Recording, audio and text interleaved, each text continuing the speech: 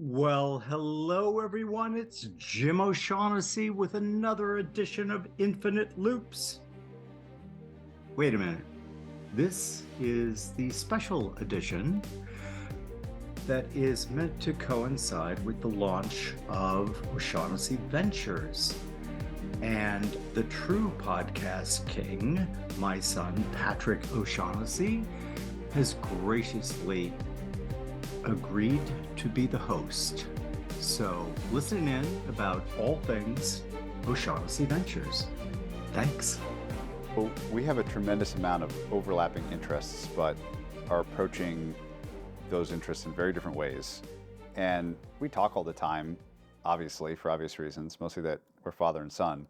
But when it comes to work, this was true at OSAM, it's true again now, we kind of do our own thing. And so I Right. think while we kind of know everything going on with each other, people would also be surprised by the degree to which we sort of operate in separate worlds and, Yeah. and don't necessarily collaborate or even share notes on a whole lot of stuff, which actually makes a conversation like this more fun for me because I'll actually be learning answers that I don't know yet, as opposed to just like, going back through the same stuff. Right. Maybe start at the highest possible level, which is just how would you describe what you want O'Shaughnessy Ventures to be? Why is it called that? What was its origin? Just give us like the basics, and then we can dive into the particulars. Sure. And thank you for guest hosting for me. I really appreciate it. I'll send you my bill. So O'Shaughnessy Ventures has been something that has been like in my mind for probably the last 10 years. As you know, I love the new. I love technology. I love movies. We have a vertical, which we'll get into later, that's going to make movies. And this was kind of my opportunity to set up a company that reflected everything that I thought would be presenting, because of everything that's happening, asymmetric opportunities for people who are tuned in to what's going on, but also things that I love and want to accomplish. So, for example, O'Shaughnessy Ventures, the name basically, your mother had a lot to do with that. She named the first company. And she looked at me simply and said, "What did JP Morgan call his bank?" And I went, "JP Morgan." And you know how mom is, very tied to, listen, if you're going to go all in on your name. And that worked out really well. And thus, O'Shaughnessy what? Chose ventures because we're taking adventures. As a matter of fact, the name of the vertical for our venture capital is Infinite Adventures. I'm going back to the original name because when I read that in a book about hedge funds, I'm like, I love that name. So the guiding principle here, at least as I see it, is we are at an inflection point in society. And the inflection point is being caused by the collapse of geography, time, space. I think that the pandemic lock in advanced trends that were already there by, in some circumstances, as much as 7 to 10 years. So it totally got rid of the idea that no one can work remote. It totally got rid of a lot of the ideas about the way people interact. And my thesis is that, for most of human history, a genius was born, lived, and died, and no one knew anything about him or her. Probably because they were in a little town somewhere and they were bound very tightly by their kith and kin, by the culture in which they grew up. I think all of that has disappeared. And we can take huge advantage of that because I think, for the most part, talent, innovation, creativity are mostly probably normally distributed. And for the first time in human history, we can go find that person in Nairobi. We can go find the person in Bangladesh. And what we bring to the table, obviously, is the ability to give them support, to fund them, to do a whole variety of things, plug them into our network. We'll get to networks and why I think they're going to be even more important in this new age than they were in the past. But essentially, these are all things that have always animated me and I've always been interested in. And after we sold OSAM, I thought, well, you know what? I want to do this. This is something that is very meaningful to me. And, the opportunity to demonstrate that uh, the world we live in is kind of magical in a way. And, the drumbeat from traditional media is like, here's a fire, here's a killing, and that misses a huge portion of the news. Like 1 million people came out of poverty over the last decade. Places are being developed that simply were immune to development years and years ago. And I want to be part of that. Mm. And so each vertical is going to address a different aspect. We also, I've also had the thesis that all of the old business models are collapsing. And in their place are going to be new ones that are very, very different. I had Lulu Maservi. I think you're going to have her on as well.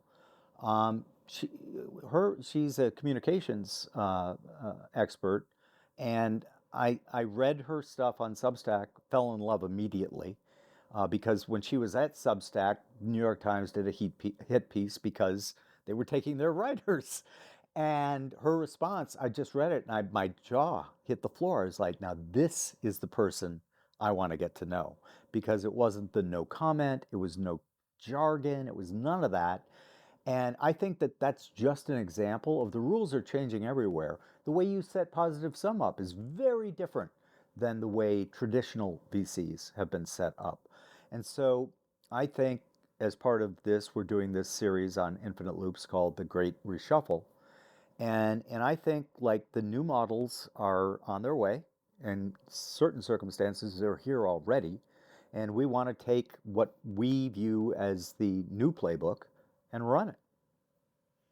You and I have spent our whole careers as fiduciaries managing other people's money, and that's still all of my time. I'm really curious to hear your decision around whether or not to incorporate other people's money into this venture versus just doing it with your own capital, and the sort of pros and cons of the fiduciary mindset. Of course, you're still a fiduciary in other ways, just to a smaller base. Yeah. But I find this fascinating because I think some of the things we'll talk about will sound a little out there, will sound very risky, will sound highly uncertain. And I think in many ways, maybe you can still be a good fiduciary and do those sorts of things because that's where returns can be. Mhm. But talk me through this dimension of it, which I find really interesting. As do I. As a matter of fact, I was just listening to David Senra's podcast on Peter Thiel. And I'm like, I'd read the book when it came out, but of course, David is magical in the way he transforms them with his insight. And I'm like, yes, this is what I want to do with O'Shaughnessy Ventures. On the upside of being a fiduciary is it teaches you how to take as many perspectives as you can from parties that have very different interests. On the downside of being bound by fiduciary rule, for example, the investment in Stability AI, I couldn't have done that. I wouldn't have done that. If I had LPs that I had to answer to, my calculations, my incentives would be all different. And one of the things that I love right now about being, still a fiduciary mindset, but not having the agent principal problem. I think that that provides a huge advantage in my ability to do things that I think are going to work out. Now, I know going in, the majority probably won't work out, but we'll learn from those and we'll take risks that if I was investing on behalf of a big group of other people, as was my career for most of my life, I wouldn't take. And so this is kind of me unbound, if you will. And that's one of the aspects of this that excites me the most because we're going to run a fellowship. It's going to be 100,000 for a year. And the person who gets that fellowship, what we're going to tell them is pursue your passion with everything you got. You've got this money now. You've got our network now. And we want it to be very disparate. We want it aimed at creatives, but my definition of a creative is somewhat different than other people's. You're a creative. An entrepreneur is a creative. Artists obviously are creatives. Scientists are creative. So one of the things that we want to do with the fellowship is really find and fund these people who we think have incredible ideas. Now, some of them will feed up and maybe start a company that OSV will seed. Others will just plug them into our network and see what that combination can produce. I think it's going to produce great things. We'll get to networks in a minute. But back to the fiduciary, I feel liberated, honestly. And you know, the I have been a fiduciary for 35 years. I think like that. I'm always building that into my calculations. So it's going to be there even with me, just using my own capital. But in many respects, it also lets me have a much broader range of things that I think are interesting, that are innovative, that might probably work, that I probably wouldn't fund if I was like a Sequoia or a Benchmark, because I don't have any agent principal problems. And so for the time being, it's gonna it's gonna be that way. Now, never say never, right? Um, of course, on the investment arm, I'll do deals with other investors like I did with Stability AI, but not people that I'm responsible for. Maybe talk about the Stability AI investment. It's a great case study. It's already happened, so it's not a hypothetical, and it's probably pretty emblematic of the kind of thing that you'll do on the investing side. We'll come back to the fellowships and some of the other ideas in a minute. But since that one has already happened, it's in motion, it's in progress. It's been an interesting story. Obviously, a huge explosion of interest from not just investors but just users of the system. Tell the story of how you found it and what you saw in it and the risk profile as you perceived it, because you already mentioned maybe you wouldn't have done that if you had been, managing other people's money. Right. Why say that? Just give us kind of the play-by-play of that investment. Sure. So, as you know, one of the things that has animated me in quant research ever since going all the way back, I want to see the first time that I became really fascinated by other ways of doing quant research. And that was all the way back in my 1985 journal. I'm like, yeah, we're going to do the empirical stuff. Yeah, we're going to do all of that. But I wonder if there are other things that'll come online that will make for better data sets, et cetera. So one of the things that I was going to do after we sold OSAM was this idea of gray swan, which was going to be a long short company using our own funds that used machine learning and artificial intelligence to confirm that a black swan had happened. Never, like black swans, you can't predict, right? But I had the thesis that you might be able to confirm them. And obviously, as you know, if you can confirm like oil when it went negative, if you confirmed a black swan in that market even a week before everyone started to figure out what was going on, that would be an amazing edge for you to have in markets. So I talked to my friend Dan Jeffries, who's like one of these 100x system designers, and he's a nomad and can work wherever he wants because everybody wants him to work for them. He works for Stability now as our chief information officer. Anyway, so I call him because I want to reality test my idea. And I explained the gray swan to him, and he goes, "That's really, really cool. Question: do you have $500 million lying around for the compute power that you're going to need to do this?" And I'm like, "No." And he said, "Listen, man." And then he started explaining the world of AI, which he's been very active in for the last 5 years, to me. And I'm like, "Okay, we're going to put gray swan on the back burner." Then Dan called me about 2 weeks later and he goes, "I think I found your gray swan." And it was Ahmad and Stability AI. So we arranged a call with him and then started due diligence way back in April. And the thing that animated me there was, first off, I believe that AI is the third technology revolution. I think that 5, 10 years from now, AI will be in everything. And since it is an omni-use technology, it's going to change, hopefully for the better, for some for the worse, but mostly for the better, every industry, in my opinion.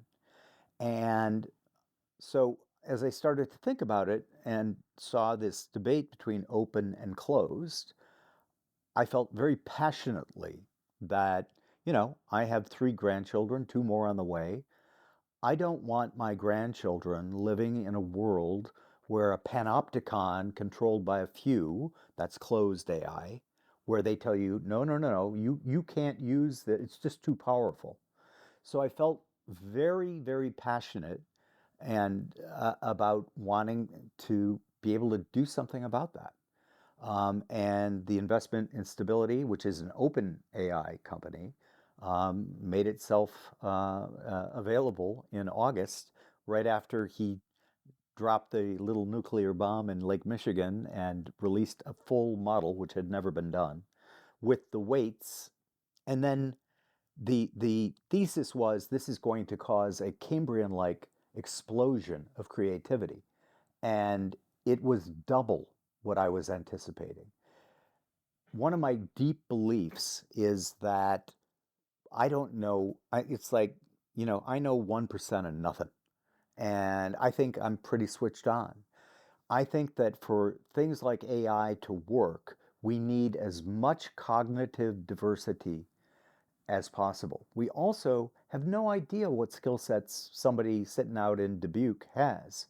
And yet, 2 weeks after the launch of the open model, there were 200 applications, not just in generative art, but across the spectrum, using the tools of the Stable Diffusion model. So I passionately believe that for AI to serve us humans, we need as many humans having input into it and their creativity, right? I think it's the height of presumption to think that I know or some group of people know everything that's going to like be good or not be good. And it's, I'm a huge fan of David Deutsch and the beginning of infinity, but I'm a huge fan because he's right. Basically, this idea that we have the ability to prophesize future knowledge is a bug in human OS. We have no idea. And he's got a great quote in there. He's like, "What were physicists talking? What were their opinions on the internet and AI back in 1900?" Well, they didn't have any because they didn't exist. And yet we always fall into this kind of default zone that we know everything that's going to be or be in the future, which for much of human history, that was pretty true, given the very static nature of many societies. So this is a classic example of I want OpenAI to win. And so I kind of take a stoic mindset about things. And it's like, I don't worry about things that I can't change, even however tiny my contribution is. But when I see something that where I can become active and contribute, and that would lead to a change that I'm in favor of, then I'm going to do it. And so literally, I met Imad, the founder, and spent the entire day with him in New York and said, okay, I'm in. And that's a great example back to the fiduciary. Now, we had done a lot of due diligence on him, and so we had a lot of those docs done, and we had had a lot of due diligence through my network of people that I know who are tech geniuses to say, yeah, no, this is a real thing, and yeah, this is an amazing model. But at the end of the day, I essentially had the ability to say, I don't have to sell this to anyone. I don't have to get anyone else to buy into what I see as the important developments in AI. And that was very liberating. Now, like anything, there's 1,000 things that could go wrong. It has very well-funded competitors who really do not like us at all. And so one of the jokes when we were over at London on the first offsite was somebody was saying, "Oh, this is just going to be so much fun," and Dan was there, and he's a huge Game of Thrones fan, and he stopped everyone from. He goes, "For those of you who don't understand, you are now playing in the Game of Thrones, and so get ready for a lot of people wanting to like take major swings at us and take us out." So risky, sure, absolutely. But I think, just even if this thing entirely fails and it zeroes out, what I will have learned from being involved deeply in this process, I'm the executive chair of the board of directors. So I am deeply involved with the principals. And the amount I'm learning is just like massive. And then finally, like I you're like this too. I look for things to root for as opposed to things to root against. And I believe that AI is going to be incredible for many people. I had my friend Liberty on the podcast, and he put it perfectly. He goes, I think of myself as an artistic person, but I can't draw a stick figure. And he goes, the ability to use generative AI to come up with my creations, he said, has been one of it made me happier than anything over the last 10 years other than my kids. And so I love that notion. I think instead of stifling human creativity, it's going to explode. Because people like me, I can't draw, I can't film, I can't do any of these things. But when I get the tools that I can use, imagine me, about a story treatment that I have that I've had forever and your sister wants to help on. It's called The Trust. Well, 3 years from now, I might be able to just dictate that into the AI and make the movie. Hmm. So that kind of stuff is incredibly exciting. But then the final thing that really excites me is what this can do to scientific research, what this can do to the advancement of treatments for human beings. Like it all comes back to humans, right? It's not the tech that's going to create the human colossus. It's going to be a tool that we use. But like three use cases in just science alone. Number one, there's so many studies, and it turns out that many of them were faked, like Ansel Keys at the University of Minnesota with the no fat, right? And he starved people, not a good guy. But then it develops that he faked all of his data. And what happened? The food pyramid happened, and obesity exploded. And so, one of the first things that we think would be very valuable is to do a forensic analysis of prior studies. The AI, because it can think at levels, and think is a different term, investigate at 100,000 parameters, 1 million parameters. It's going to find uh, connections in the liminal spaces that the human mind really can't go to. So let's interrogate all of the previous research, find out what's right, what's bullshit. But then secondly, um, people, human OS. What if I said to you, hey, Patrick, I want you to devote 2 years of your life to a hypothesis that we know is going to be a null set? You're going to go, yeah, no, thanks. Like if you're a scientist trying to get a grant, you want to prove something. You want to get published. You want to do all these things. So that entirely excludes null sets, our idea of the research graveyard, right? There's a ton of information in the null set. So one of the things that we're going to do at Stability AI is have the AI generate a ton of null sets and then machine publish it to a data set database that is available to all scientific researchers. The information that escapes us because we're not doing via negativia is enormous. And like if you think about Claude Shannon, information theory, like there's going to be a ton of good stuff there.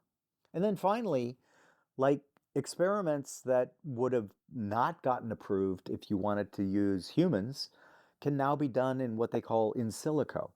we can recreate me and you right down to our DNA structure and recreate us in silico and run a lot of the experiments that way, which I think will lead to like a burst of new discoveries that help people live healthier, live longer, avoid things that have plagued still parts of the emerging world.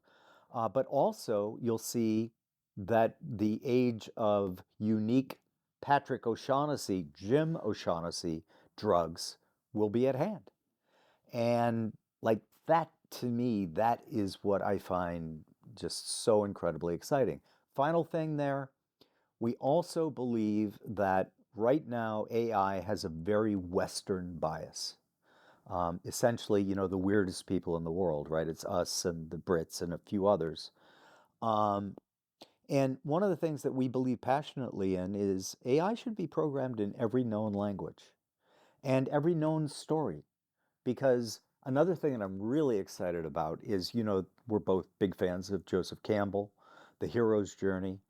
We're going to be able to have AI review and study and give us findings from all of the world's stories. What are the common threads?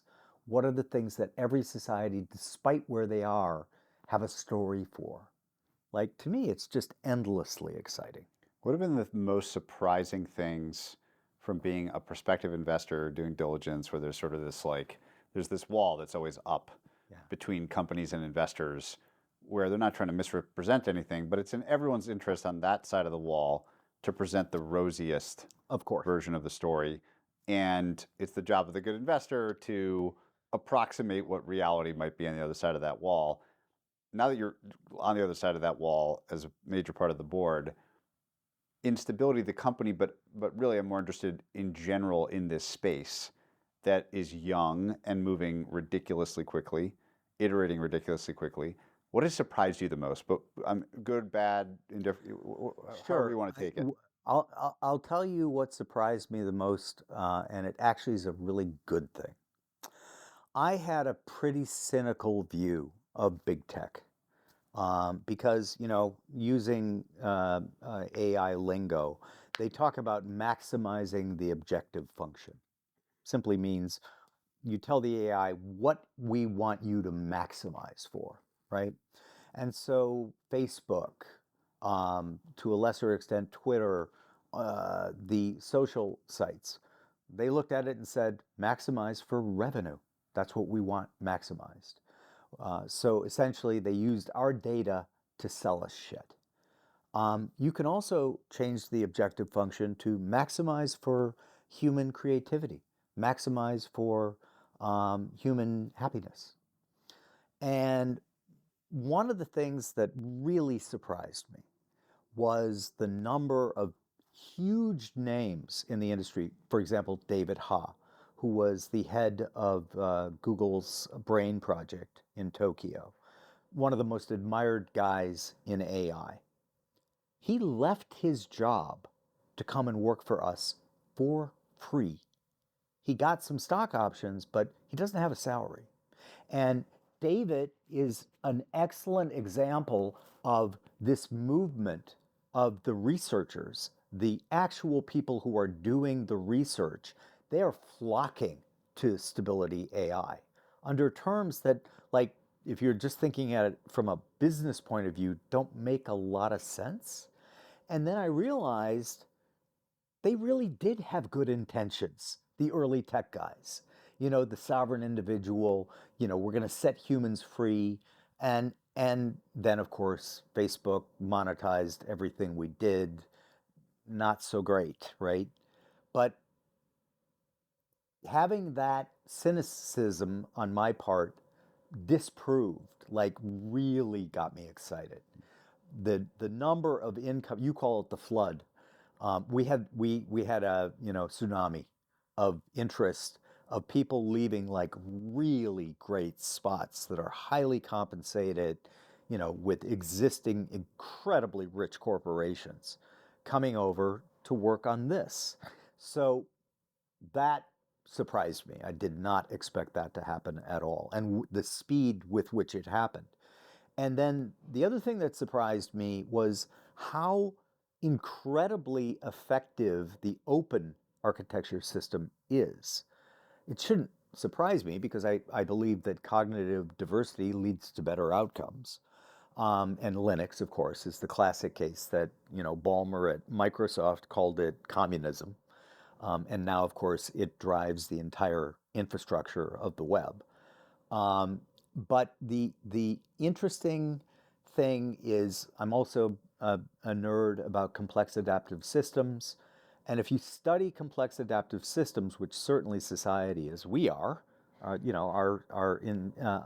immune system is like a great example. But if you study them, most of the emergence comes from below, not from the top, right? And so we have this mismatch, especially like in tech companies, but in most companies, where like the top people say, this is what we're going to do, right? Most of that stuff's really boring or bad. Whereas what we saw with the explosion of innovation around a variety of models, fashion, generative art, people using it in concert with photos and things like Adobe's Photoshop, etc. Um, you get better results when there's a variety of people working on the problem. Because again, this guy or woman is really good at identifying. I'll give you an example. So when I went to London, I won't name him, but I met this charming young Irish guy, about your age, maybe, even maybe a little younger. He's a billionaire. He's a billionaire because he had this idea that no one else had. He's like, I how does the AI like know what that photograph is? How do we know what that photograph is? And so he thought, what if I got like 50,000 photos and then hired a bunch of people who had really good visual acuity and had them write very neatly what the item was? Well, from that humble beginning, a whole data infrastructure grew that allowed the AI to like move from here to here because the data was clean. It was identifiable, etc. And then of course he made the whole thing code, got taken over by a big company.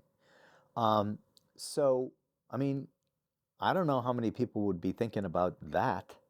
And so within the open system, the first version of the model that got released had about 16,000 OpenAI coders working on it.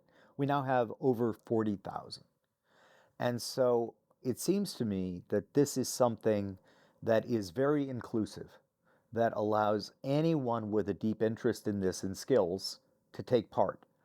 Like that that's one of my core beliefs, as you know. I just think trying to like say, no, you can't do that because, you don't have the right degree or you're not from the right university or whatever.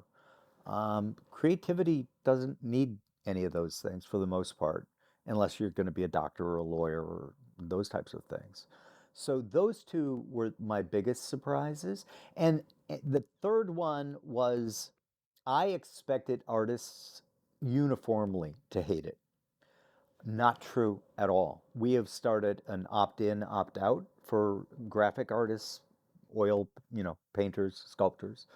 And right now, the majority are opting in, not out, because they're learning that it's just a tool that makes their art better. And so the way of looking at this is a human machine collaboration where you get to get better ideas because you're like iterating with yourself, your own work. And I just find that like incredibly exciting. I think this will come out January 1st of 2023. Maybe orient people by giving them a snapshot of what OSV will look like on 1/1/23 approximately, Sure. and talk about and then at a high level talk about what will happen in the next year or two, Hmm. and then I'll pick a few of those to dive deeper on. Great. But start high level. What will this thing be? Hmm. Who will it be? What will it be? What is its missions? What will it do Got it. on 1/1/23? Yeah. So on 1/1/23, we will debut the website, and that will have information on the verticals that we're starting with. So we're starting with and we're branding everything Infinite because of the podcast, and you can't mark Infinite, which I love. So nobody can trademark Infinite, and so I'm going to use it. So we're starting with Infinite Films is the first vertical. That was because, as you know, I love movies. I've been disgusted with the fact that Hollywood doesn't make Rudy anymore. It really bothers me that they don't make inspirational movies that also inspire people, right? So the first movie that we're going to make is a documentary about a guy that got raised to me by somebody who bought an NFT that we experimented with. And the guy who bought it was a tech guy who was very successful, and he's got this whole thing about he wants to move people that are under the radar above the radar. And so he nominated David Roney to be the guest. At the end of the podcast, I stopped the recording and I go, "Would you let me make a movie of you?" And his first response was, "Nobody would be, no way, His story is incredible. And like, he was born quite poor, black in Oakland. His mother had serious problems. He hid in cars with his brother so that social services couldn't find them and separate them. So, like, not a great opening hand to get dealt at birth. And yet he persevered to go on to just accomplish amazing things. He got a nomination to the Naval Academy because he was good at basketball and track. Even though an injury precluded him from doing that for his second 2 years at the academy, they kept him on the scholarship. He graduated an officer in the Navy. Immediately, they discovered that he was kind of a savant for cryptology. And so they assigned him to the NSA. He broke one of the first big cyber cases. He was the only guy on the team who didn't have a PhD. And all the PhDs were like, "What are you doing here?" And he's like, "Well, I'm a first principle thinker, and I think here's where you're going to find him." And they're all like poo-pooing him. But they sent the FBI. That's where they got him. And then he decided, you know what? It'd be really fun to be a surgeon. And so he went through medical school and now he's a robotic surgeon. But like us, he just has so many interests and he's so articulate. And so we're doing this documentary because, first off, I find him fascinating, but also, how many other people who might be in similar situations will see this and think, holy shit, if he can do that, maybe I can do that too. Hollywood stopped making those movies for the most part. And so I want to make them. And the way we're going to do the movie is also emblematic of what I think is going on. And that is, I think the days of people staying at the same firm and getting a gold watch are done. I think people are going to have multiple careers with multiple groups. And so that's the way I call it the swarm, right? So we need the website to find the director, the cinematographer, and all those. But everyone we choose will probably be very young because I love youth and they have great ideas. What they lack is funding, which I can provide. But in addition, they're all going to get a piece of ownership of the movie. And it'll depend on my ability to sell it to the streamers and or alternate venues like YouTube and whatever else. Um, because a big part of the dominating theme that's guiding everything at OSV is we want asymmetric opportunities that are win-win. So when you use that as your filter, so to speak, the win-win one is the one that excludes a lot of potential investments.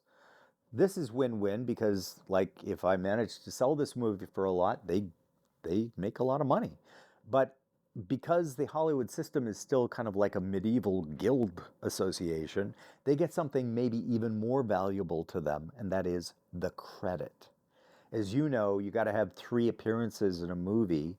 Our friend Ron Howard puts people in his movies just so they can get that before you can get a Screen Actor Guild card. Well, they'll have them. And imagine graduating NYU, you're 24, you graduate NYU Film School, and all of a sudden, a year and a half later, your first credit is director of Born to Fit Out. That's what we're calling the movie. So super excited about that. We'll do documentaries, we'll do feature type films, but ultimately I see this as probably like 5 years from now, we'll be mostly an AI movie company. But again, super exciting because it'll give me the tools for all these ideas that I've had, plus all the other brilliant people with great stories out there. The next vertical is infinite media. I think media is growing and is going to be part of every ecosystem. Um, the brilliance of you building out Colossus is like would be a case study here of executing almost flawlessly against your objective. Of essentially, I think you're going to give hundreds, thousands of people an alternative to get an MBA education without the cost because, the content that you are building in your library. So we think at OSV that there's going to be opportunities to like roll up some podcasts, not in a venture methodology, but more like a bond. Like, I think we can put together a package of podcasts and make offers to the podcaster where, look, you become part of this family, we'll pay you X amount right now, you'll get X amount of revenues, we'll have somebody in place, like you have a guy running Colossus, there'll be somebody running that entity where we'll look for kind of podcasts that are out of the norm. So, for example, I got this idea because I got pitched an app for fishing back in 2019. I think I told you about it. And I'm like, fishing? As you know, I don't do any of that stuff. And then he shows me the app, and it's got like 100,000 people have it. And then I start looking into the economics of fishing, like billions and billions of dollars. People love to fish. And this app was great because it showed you where they caught it. It gave you all the, here's my fish, so all the status stuff and prestige stuff. But like a podcast that's dedicated to fishing, like I wouldn't listen to it. You probably wouldn't listen to it, but there's a lot of people who do. So a diversified mix of kind of special purpose podcasts where there's low churn in the audience, that could be something that throws off a kind of a nice bond-like return. Nothing huge, but enough to make it interesting and have kind of a steady state of income.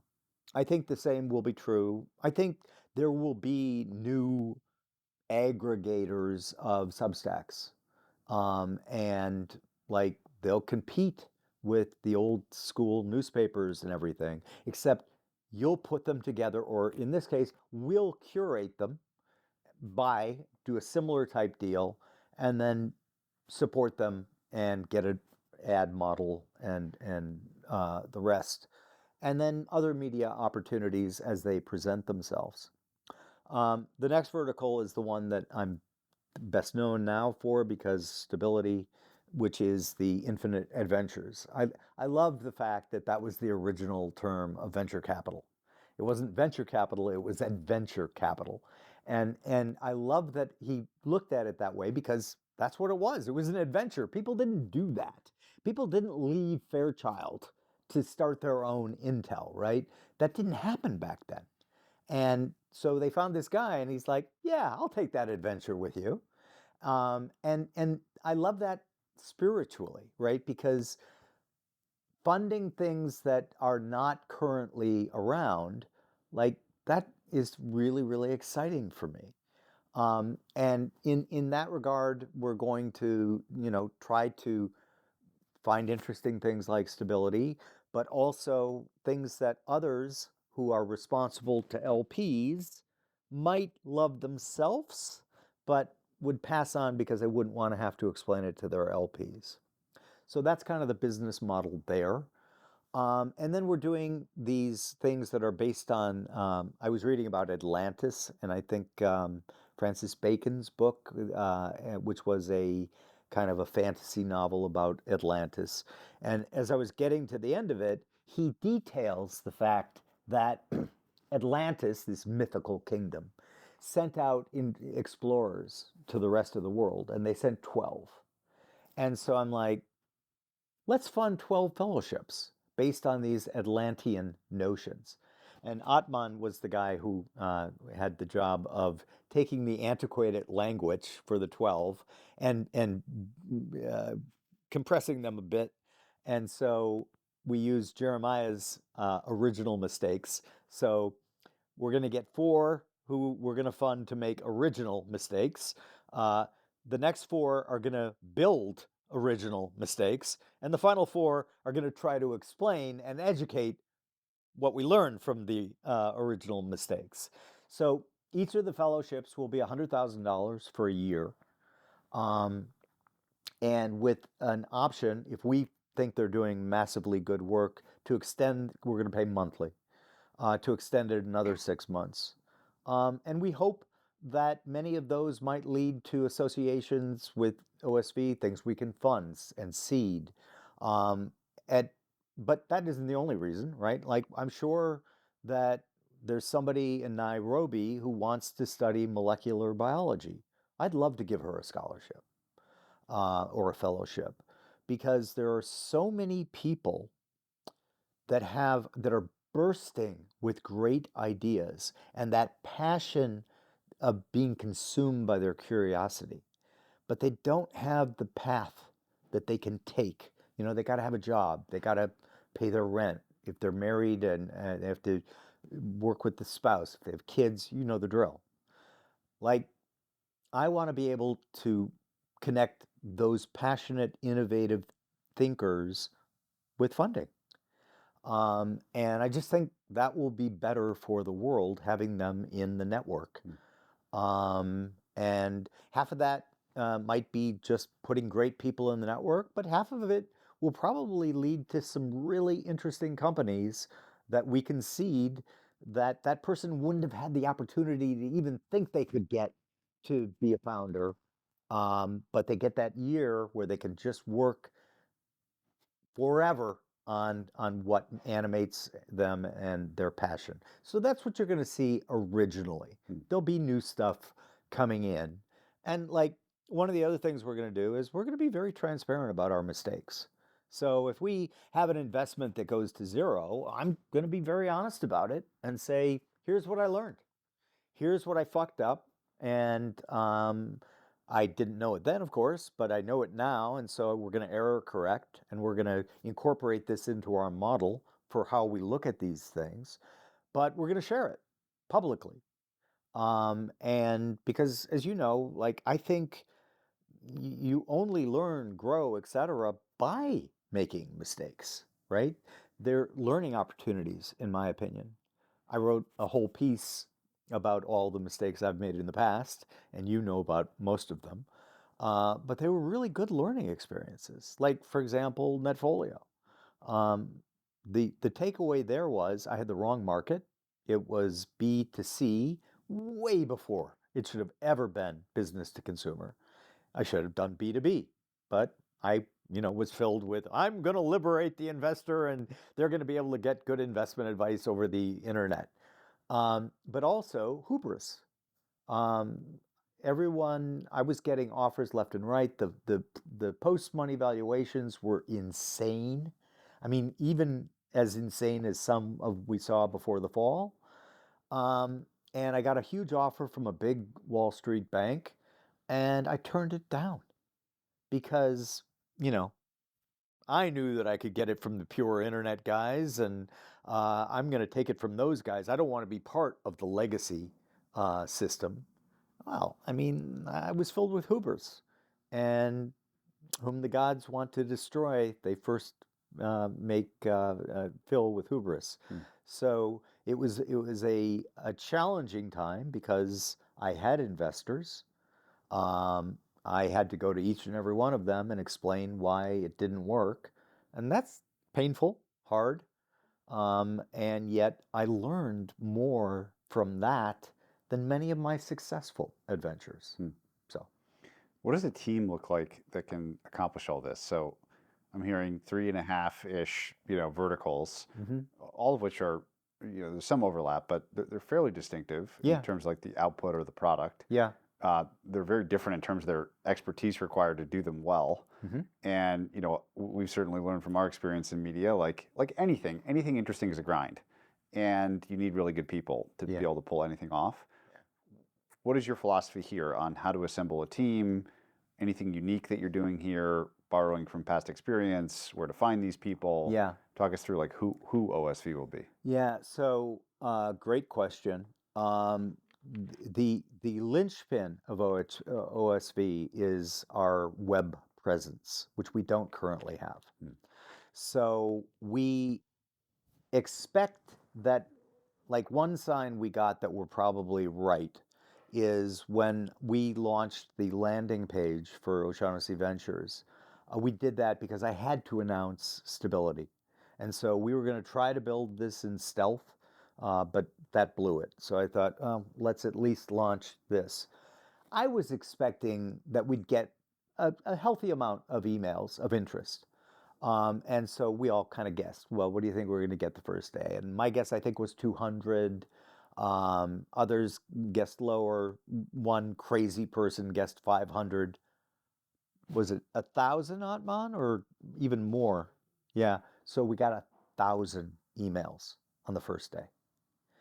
And so OSV really lives on the web because it will be the way we will source most of our people. So, Infinite Films, when we have the website, we're going to advertise. Are you a director? Are you a screenwriter? Are you all of these things? And it's our experience in other things where we've looked for people. For example, Atman told you how he came involved here. And I just did that on Twitter.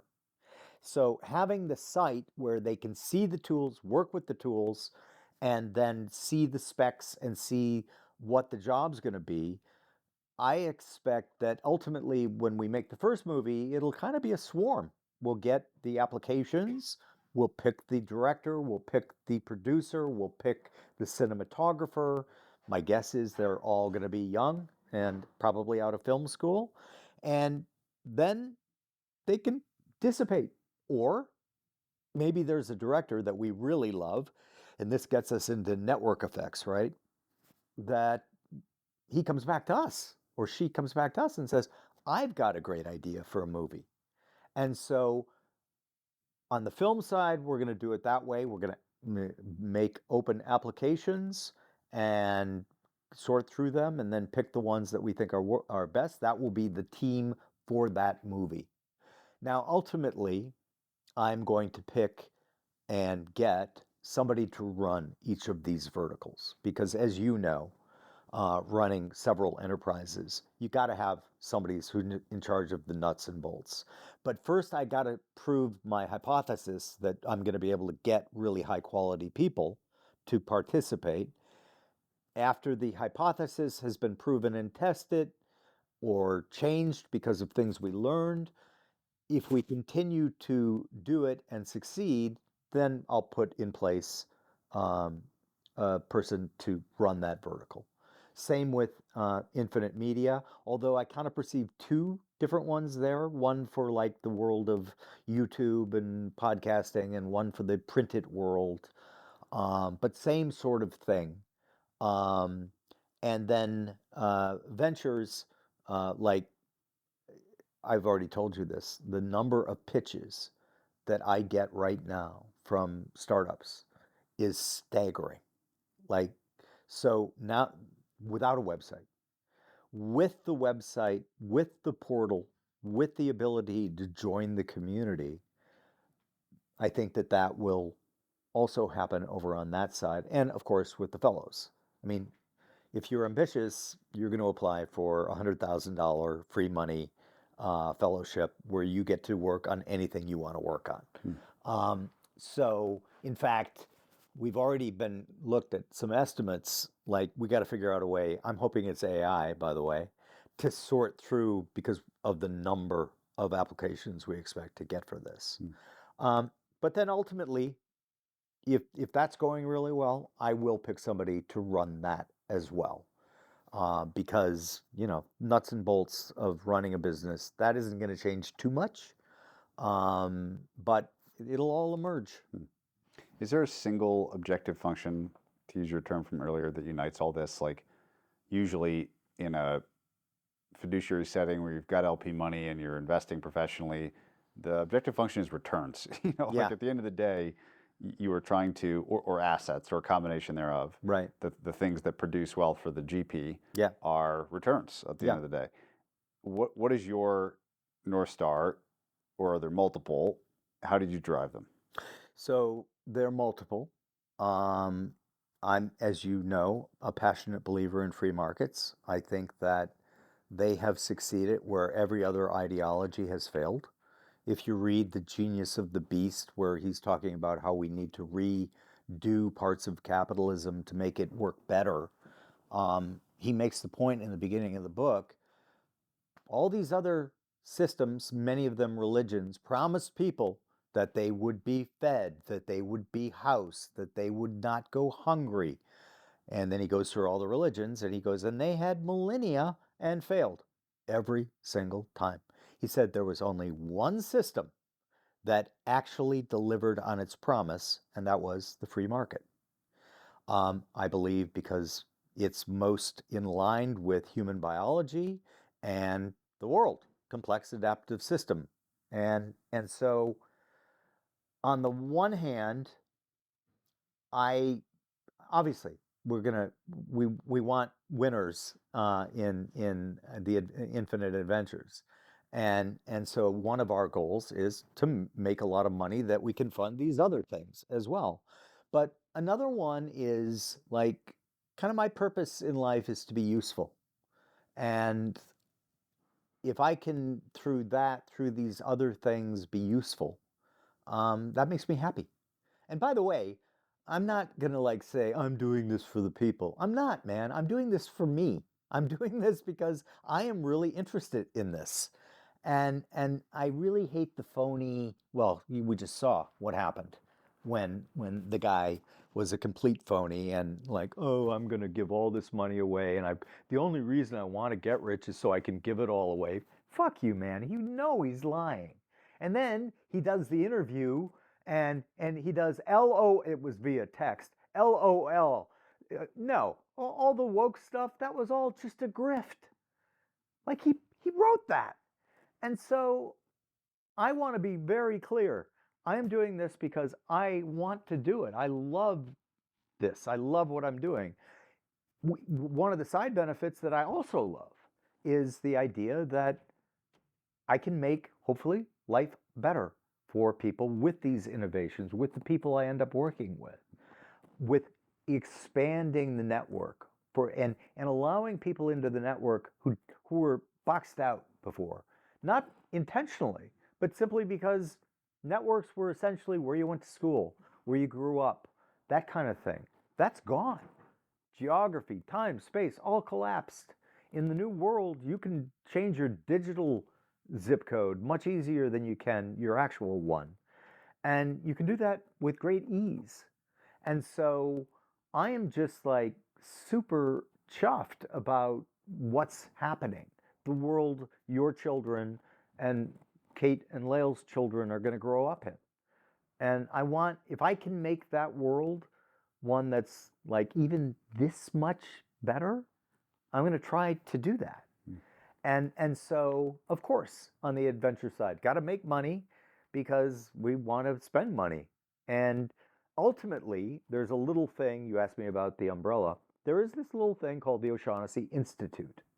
And this has been my goal since I was a kid and got my first mind body syndrome, Sarno and that whole thing. I believe that we now have the tools in place where we can solve that problem. And if you go through my guests on my podcast, you'll see what I think might be some of the ingredients in that. So I think AI is going to be very important because it's going to find things that we couldn't even conceive of, right? And we can incorporate that into it. I think that VR, virtual reality, will be very helpful. I think psychedelics will be very helpful. Few people understand that Tim Leary, they made the poster child, the scapegoat for psychedelics, but he was a greatly admired tenured professor of psychology at Harvard before he went into psychedelics. And he went into psychedelics because one of uh, his theories was that we are who we are in many aspects because of things that got imprinted on us when we didn't have a choice. In other words, when we were very small. And so the first two that he leads with is you're either imprinted top dog or bottom dog. You're either given a winner's script or a loser's script. And he said when he was writing originally about this, he says, there's very little you can do about this. Those were imposed upon you by society, by your parents, by whomever, by genetics. And then he got the idea you might be able to reprogram that with psychedelics. And with the research that's being done now openly, thank God, by Johns Hopkins, by all of the major universities, that will be, I think, one of the potential ingredients in this start to finish idea of being able to cure mind body problems. And there's an epidemic. Like literally, if you look at the math, how much it costs just the US alone for lost time at work, for all of these things, and the suffering, having had a number of them, I know of what I speak. Like, how cool would it be if I could put together the funding and the groups and the experts that could build that system from beginning to end? So that's kind of like if you said, what's your end game? That's the end game. As you think about the start of this whole thing, which is imminent, what has you most excited? You're obviously excited about each and every aspect, but as this thing becomes real and out there in the open and all the pipes are flowing, so to speak, Yeah. not just being built, what do you think will end up taking the most of your time and attention of this kind of tasting menu of different pursuits? That's a great question. I think originally the two that are going to take my most of my time and attention are the adventure capital side, and oddly the movie. We're going to shoot the movie next year. We're also, again, here's something that I can do that I could never do if I had other people because they'd say, Jim, you're insane. Don't do that. I'm going to have a ghostwriter write his autobiography. And like I learned all about that. It's really cool. I knew nothing about that. As you know, you wrote your own book. I wrote 4 books. So we never had any experience with a ghostwriter. It's really cool. And so I'm doing that because I want to see how much can I amplify David? What will the results of that be? Will it allow him to pursue his passions, which is, in his case, financial literacy for people of color? And he wants to do it like the right way. He's so upset about the scammers and all of those people preying on these people with their shit coins and all that kind of stuff. And he's really really smart, and so that's one of his passions. And if this can get him in the network and being able to work on that, I just view that as like that's a great outcome. So those two are going to probably take the most of my time, at least for the first couple of years. Then ultimately, just like what's going to give me the greatest joy? The greatest joy is just trying, experimenting. I have this great privilege that I'm grateful for every day, which is like I I, I have the ability to find these people and materially help them to create, to innovate, to uncover. And like, how cool is that? And that I don't have to answer to anyone in terms of you shouldn't hire Justin Trudeau's ghostwriter to write his autobiography. Well, I can, and so I'm gonna do it. Um, and and so the learning. And you know how I am. I'm just like I go down every rabbit hole. I love it. Mm. I love learning about new things. And so this is going to give me a vehicle where I get to like I'm going to learn about making a documentary because I want to be there. And then I'm going to learn about publishing. I'm going to learn about all these things from a different point of view. Mm. But ultimately what animates me is I think that we are over the next 5 to 10 years like robber baron fortunes are going to be made with new companies that have very little to do with the old company or the old playbook of how you run a company. And I want to be part of that. I'm just so excited that I get to be alive during this period. Mm. Like, how lucky am I, right? We joke around, and you had sent me a text earlier about people who like attribute everything to luck, and then I sent you a text back that I always took the view that people who say everything is due to luck are the unluckiest people in the world. And look, I'm the first to acknowledge my luck.